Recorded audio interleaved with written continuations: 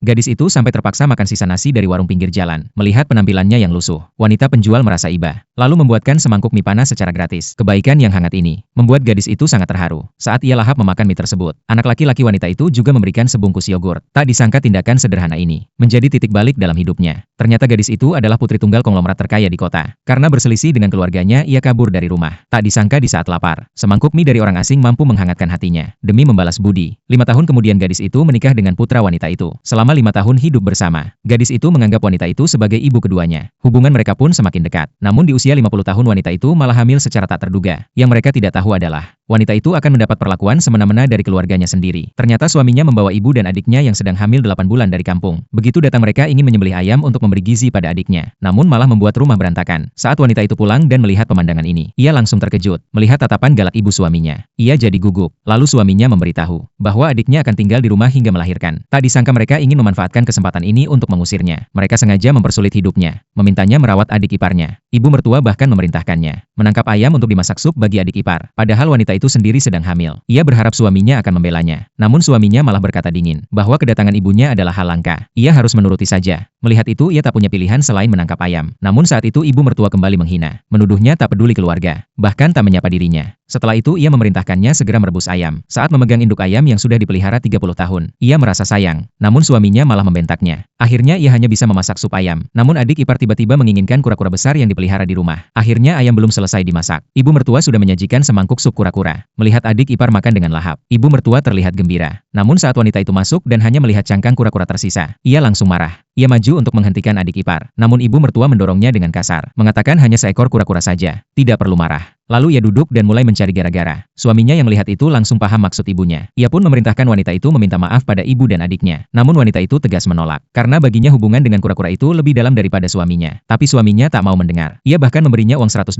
untuk membeli kura-kura baru. Namun ibu mertua malah mengambil uang itu, mengatakan ia tak boleh menghabiskan uang anaknya. Bahkan dengan angkuh berkata, meski gadis itu datang, kura-kura ini tetap akan dimakan, tanpa tahu bahwa ia akan segera membayar perbuatannya. Di sisi lain gadis itu sudah memberitahu ayahnya sang konglomerat bahwa ia hamil. Mendengar kabar akan punya cucu, ayahnya sangat gembira. Ia langsung menyiapkan hadiah untuk cucu dan wanita itu. Bersamaan dengan itu gadis itu memesan akuarium besar untuk kura-kura, bersiap mengantarkannya untuk wanita itu. Saat itu keluarga suaminya yang tak tahu apa-apa masih menindas wanita itu. Melihat wanita itu memeluk cangkang kura-kura sambil menangis, ibu mertua sama sekali tak peduli, hanya memikirkan adiknya yang minum sup kura-kura. Saat itu suaminya menerima telepon dari asisten ketua dewan, memberitahu bahwa ketua dewan akan datang memberi selamat. Tanpa mereka sadari ketua dewan itu adalah ayah sang gadis. Mendengar itu adik ipar langsung masuk ke lemari pakaian gadis itu, memilih baju untuk menarik perhatian ketua dewan. Ibu mertua pun ingin berdandan, namun pakaiannya tak muat, bahkan ia merobeknya. Melihat itu wanita itu ingin menelpon gadis itu, namun suaminya merebut ponselnya, menuduhnya mengadu domba